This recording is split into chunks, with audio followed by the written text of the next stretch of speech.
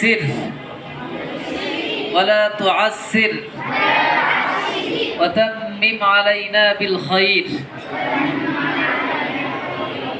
رب زدني علما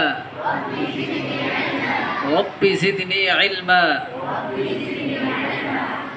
رب اشرح لي صدري ويسر لي أمري। এই দোয়াগুলি আমরা সবাই পড়ি, কোরআনের আয়াত কিন্তু দোয়া হিসাবে আমরা পড়ি। এগুলি আল্লাহর সাহায্য চাওয়া। সূরা ফাতিহার মধ্যে ইহদিনাস সিরাতাল মুস্তাকিম, ইহদি আরবিতে লেখা আত-তাওফিক, মানে ইহদি তুমি হেদায়েত দান করো, মানে ইবাদতের তৌফিক দান করো, মানে হেফজ পড়ার তৌফিক আমাদেরকে দান করো। এটাই তো আমরা চাবো, কি বলেন? হেফজ পড়ার তৌফিক চাবো না আল্লাহর কাছে? চাইতে হবে। আপনারা সকাল রাতে ঘুম থেকে যখন উঠবেন, ঘুম থেকে ওঠার পরেই